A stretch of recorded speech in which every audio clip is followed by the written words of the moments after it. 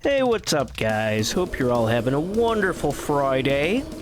It's certainly been a wild ride for Lorna Shore since their conception in 2010. You might think of them as a deathcore staple in their current limelight, but their first EP, Triumph, was more metalcore than anything else, and who could blame them for going that route back then? 2000s metalcore was too successful to ignore in its heyday. Ultimately, however, Lorna Shore did decide to go even heavier and cross that blurred line into deathcore with their second EP, Bone Kingdom. For those of you who remember, Bone Kingdom's second track, Life of Fear, was kind of Lorna Shore's breakout song in that it was featured on that popular Heavy Metal Cats video on YouTube, which garnished millions of views.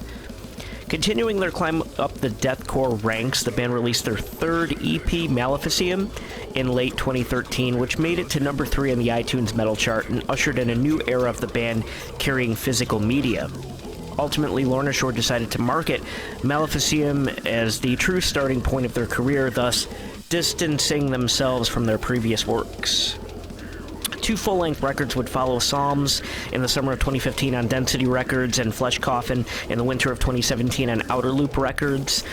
Flesh Coffin would be the final album for both bassist Gary Herrera and vocalist Tom Barber.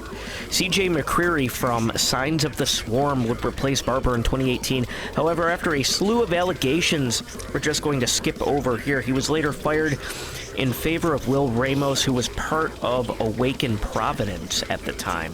Ramos started as a session musician, then was later announced as the band's permanent vocalist. Lorna Shore's third album, Immortal, was released on January 31st, 2020, in the midst of all of this.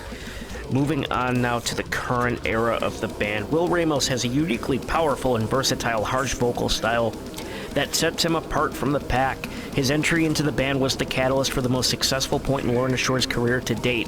The band released the song To the Hellfire in June of 2021, ushering in their new era with Ramos on the mic, and it basically broke the internet. From there, they released the EP, and I Returned to Nothingness in August of 2021. By this point, Lorna Shore had skyrocketed to the top of the deathcore food chain, which brings us to today. Lorna Shore released their fourth album, Pain Remains, on October 14, 2022. It's over an hour long, and it's an epic masterpiece. As far as deathcore goes, I don't think it's fair to simplify Lorna Shore's genre descriptor as such. Pain Remains is a non-stop cascade of a variety of emotions, ranging from anger to despair to sorrow to triumph.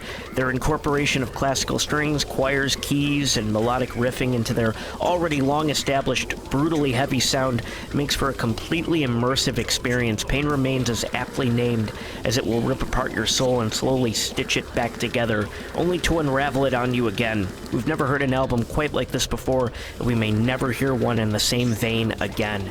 At the same time, Pain Remains holds the same weight and responsibility of the band's 2013 release, Maleficium. This is truly yet another new beginning for Lorna Shore, as well as the entire genre they represent. It's true what they say, you won't truly understand the power of this album until you hear it, because until Pain Remains, no other album by any sort of extreme metal band has conveyed a cacophony of ravaging emotions in quite this fashion before. Many have succeeded in producing emotional whirlwinds in their own way, but Lorna Shore's Pain Remains is truly one of a kind.